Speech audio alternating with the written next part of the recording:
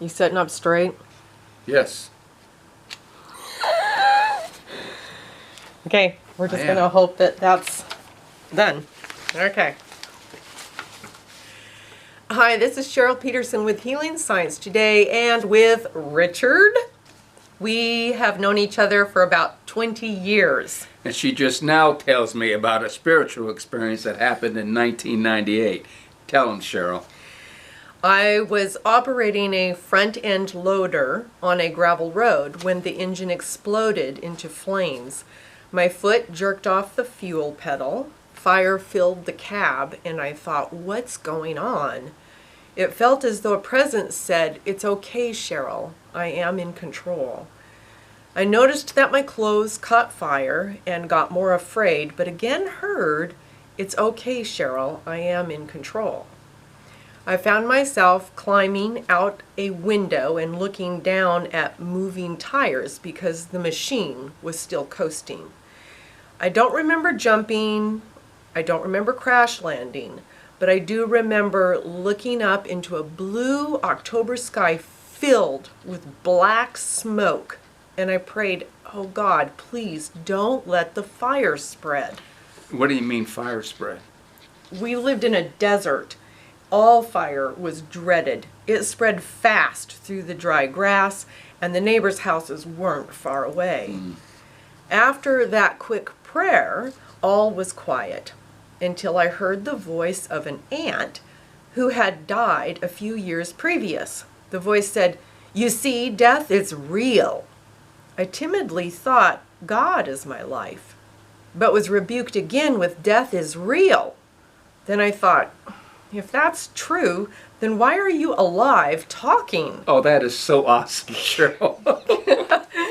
And then the voice was gone. I felt peace. I didn't think about a physical body being my life. In terms we understand today, I experienced spirit, divine love as my life. Next thing I remember is regaining human consciousness in the emergency room. The doctor and nurses were bustling around, cutting off my burned clothes and examining me. I was taken for x-rays, and the doctor ordered surgery. He concluded, "You have a bleeding liver. It could be fatal. I'm contacting the surgeon on call." I lay on the bed, useless, pretty much unable to move on my own. But I remember the thought, there's no fatality in divine life. Good. When the surgeon arrived on the scene, he sat next to me and watched the monitors that read my vital signs.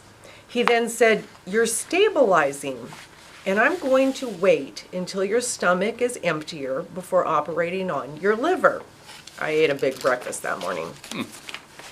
I realized that I didn't need to fear not getting the surgery sooner because Christ was already operating in my consciousness and body right then. Christ heals, repairs. And I felt flooded with gratitude. Wow.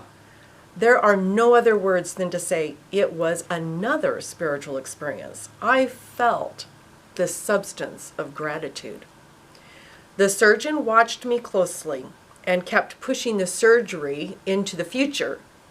I haven't needed the surgery yet. Apparently my liver was healing. So then the surgeon addressed the next issues of a damaged eye, second-degree burns on half of my face, and a fractured shoulder bone. My eye was swollen shut, and if surgery was necessary, he wouldn't know until the swelling went down. He had the nurses clean gravel out of my burnt face and gave me a sling to hold my arm more stable.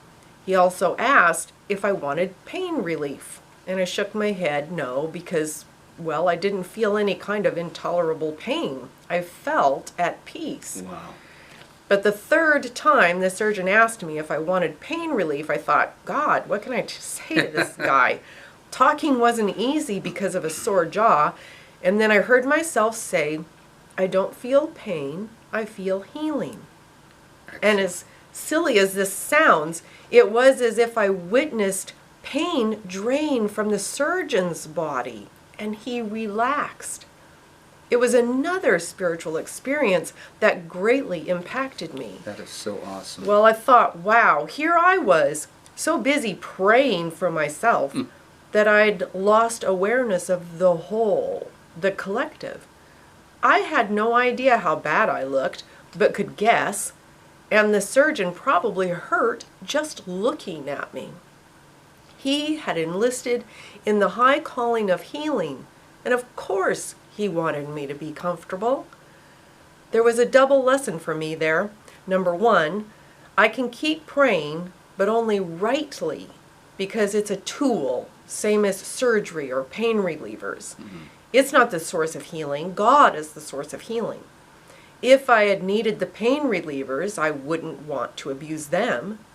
Number two lesson, take seriously the statements from Science and Health with Key to the Scriptures written by Mary Baker Eddy that caution against dangerous or evil prayers.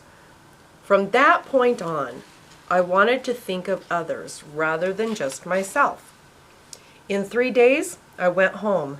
In 1 week, I was up and walking around slowly. In 2 weeks, I was driving the car, chauffeuring the children, not a scar on my face. In 3 weeks, I was snowmobiling in the Blue Mountains. And if swearing did any good, I'd swear that gratitude replaced pain and damage because I didn't need any pain relievers or eye surgery. And we met a few years later. We did. You never told me the whole story. That's because we were so busy talking about God. Well, I'm glad we met, because when my view of God expands, so does my view of healing. For most of my life, I believe healing came from either a pain reliever or a physician.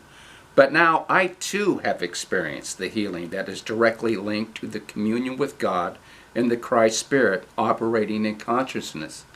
Gosh, thanks for sharing, Cheryl. You're welcome.